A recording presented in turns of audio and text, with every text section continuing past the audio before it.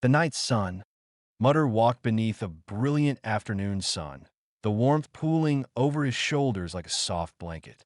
The field shimmered as a gentle breeze stirred the tall grass, and the easy chorus of birdsong added to the calm rhythm of the day.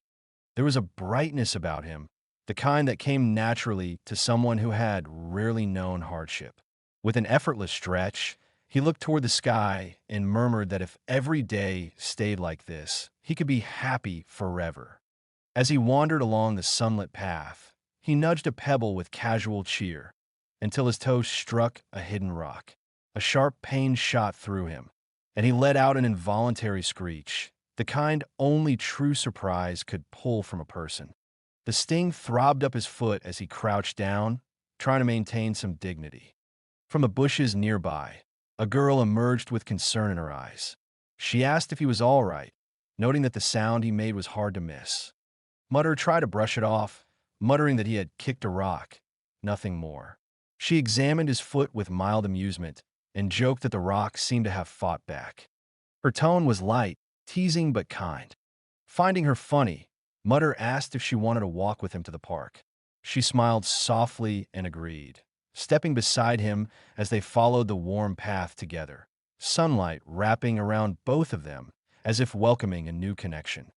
Mutter and Lena reached the warm, lively park where laughter and sunlight filled the air. As they sat together on a bench, a sudden bee sting startled Lena, sending her into a panic. Mutter quickly offered the pain medicine his doctor had given him, and they both took a couple pills, finding quick relief. Lena felt better than ever, and Mutter's toe pain faded away. They spent the entire day on the bench, basking in the golden glow of the sun until dusk settled. As darkness approached, they walked closely together to Lena's house, stepping inside as the front door closed softly behind them. As summer stretched on, Mutter and Lena fell into a pattern that felt warm at first, but slowly began to tighten around them like a looped ribbon pulling too hard. Every day, they met in the same sunny corner of town, walked the same worn paths, and sat beneath the same tree whose shade grew familiar and dull. Lena still laughed brightly, but Mutter felt a strange hollowness settle beneath the surface of their routine. What once felt comforting now felt repetitive, as if the warmth of the sun had stopped reaching the deeper parts of him.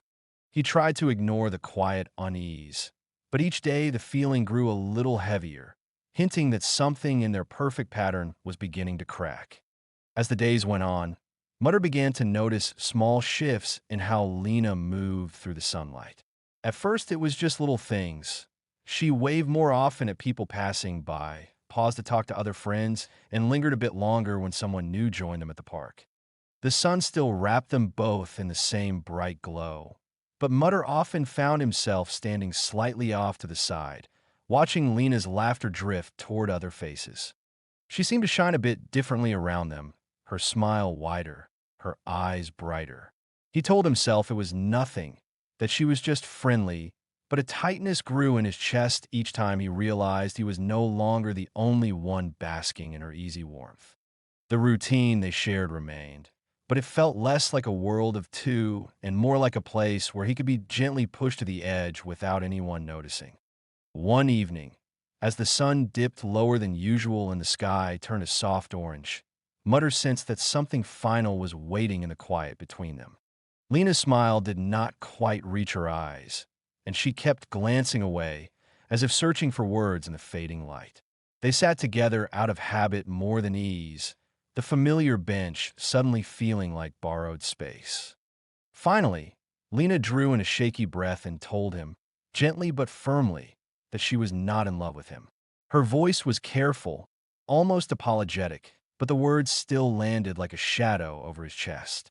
The world around them did not change. The sun still glowed, the air still moved, but for Mutter, the light felt different, thinner, as if some part of the day had quietly gone out.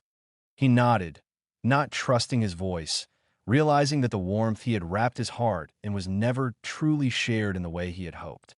After Lena drifted away, Mutter found himself wandering the sunlit places they once shared, but the brightness no longer comforted him. The warm glow felt sharper now, exposing everything he wanted to hide. He realized he preferred the dimmer hours, when colors softened and the world grew quieter. In the fading light, he could think without feeling the sting of what he lost. The sun, once his companion, became a reminder of the life he no longer fit into. As Mutter spent less time in the sun, his once golden skin faded to a quieter shade. The change was slow but steady, like the way people's attention drifted from him. Friends who were used to seeing him at every sunny gathering began to stop asking where he was. Invitations came less often, then not at all. While others laughed beneath the bright sky, Mutter lingered in the shadows of his room or the edges of town, watching from a distance as if he no longer belonged to that glowing world. His town, his friends, his place in the light all seemed to wash away at the same pace, leaving him with a hollow kind of invisibility. Nights grew heavier for Mutter, and mornings became harder to face. He began staying up late, lost in his thoughts, then sleeping deeper into the day. What used to be a quick rest between adventures in the sun turned into long stretches of sleep that blurred one day into the next. The world outside continued its bright routine, but he experienced it less and less, catching only fragments of afternoon light through his curtains. Sleep became both shield and prison, a way to avoid the ache of waking life, even as it quietly stole more of his time and connection to the world he once loved. Over time, Mutter's schedule flipped until it no longer matched the world he once knew. He started waking up when the sky was dark and the town was quiet, moving through empty streets and silent rooms. By the time the sun rose and people began their days, he was already exhausted, slipping into bed as light filtered through his window. While others lived in warmth and motion, he drifted through a reversed life, awake when no one was watching and asleep when the world was bright. The sun became something he passed in dreams, a distant memory rather than a companion, and the night felt like the only place that still made room for him. In the stillness of his nightly world, Mutter found himself drawn to the pale glow of the moon. He spent long hours at his window or outside on quiet streets, staring up at the distant light as if it might answer questions he could not name. Meals became an afterthought, something he often skipped without meaning to. As days blurred into nights, his body grew thinner, his clothes looser. The moonlight softened his features but also revealed the hollows beneath his eyes and the sharpness of his cheeks. He felt both heavier inside and lighter in his frame, as if he were slowly fading into the same cold light he watched every night. In the quiet darkness, Mutter's mind sparked to life. What began as small curiosities, loose wires, broken gadgets, scraps of metal, soon grew into a nightly ritual of creation. He built strange tools that glowed with soft moonlight, contraptions that hummed like they were alive, and inventions that only he could understand. The world outside forgot him, but in the dark, surrounded by scattered parts and softly buzzing creations, Mutter discovered a brilliant and restless imagination he never knew he had. As his inventions multiplied, Mutter changed alongside them. While others chased sunlight and easy laughter, he spent his nights surrounded by strange tools and flickering prototypes, learning how his mind worked when no one was watching. He stopped trying to fit back into the old world and began to accept that he saw things differently, patterns in chaos, possibility in broken parts, beauty in the quiet hum of his machines. The more he built, the more he realized he was no longer the boy who simply followed the light. He was shaping a life no one else could fully understand, becoming someone unmistakably, unapologetically himself. Word of Mutter's odd habits and reclusive nights spread in small, incomplete ways. To most people, he became a rumor, a boy who disappeared from the sun and hid away in a room full of junk. No one understood the blueprints taped to his walls, the tools scattered across his floor, or the quiet satisfaction in his eyes when a strange device finally worked. They saw only the distance, not the depth. Yet while the world misunderstood him, the darkness did not. In the silent hours, with only the moon and his machines for company, Mutter continued to build.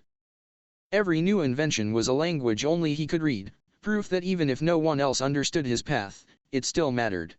In that hidden workshop of the night, he carried a private light that no one could take from him.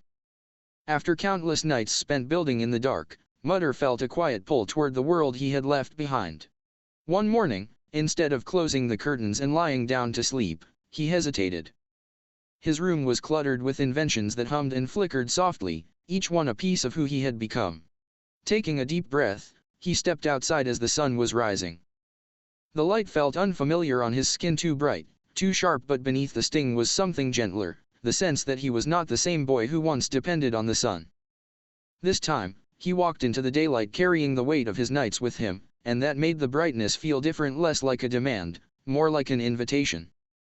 People noticed the change in Mutter before they understood it. When he stepped back into the sun, he did not shine in the same easy, carefree way he once did. Instead, there was a steadier glow about him, something quieter but stronger. His eyes held both the memory of long nights and the spark of ideas he still carried. He no longer needed the sun to feel real, he brought his own sense of light with him. The brightness he had now was not just on his skin but in the way he listened, spoke, and moved, like someone who had walked through his own darkness and learned how to carry it without letting it swallow him. One afternoon, as Mutter sat on a bench with his bag of strange tools at his side, a girl he had never met before sat down nearby. She noticed the odd devices peeking out, a small light that glowed softly even in the day, a tiny machine that clicked and turned with no obvious purpose. Instead of pulling away, she leaned closer and asked what they were. Mutter explained, a little shy at first, but her eyes lit up with genuine curiosity. They talked for a long time, about inventions, about nights that felt endless, about learning to live in the sun again without forgetting the dark. The moment did not feel like a repeat of his past but the beginning of something new, lighter, steadier, and built on who he truly was now. As the sun wrapped around them both, Mutter realized that this time, he was not chasing someone else's light. He was simply sharing his own.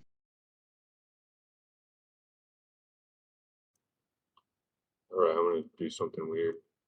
I have this tree that's kind of just a book outline.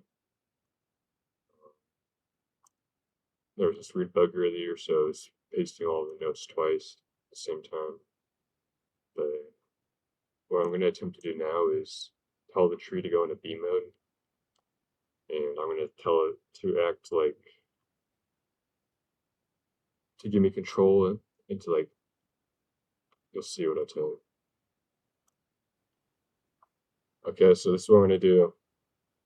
I'm gonna go into B mode, and so 5, once in B mode, talk to me in characters and as narrators, and I'll be characters and narrators, and we will just play around and talk on each note and make a story.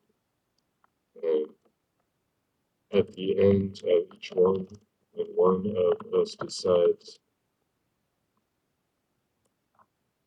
it's done,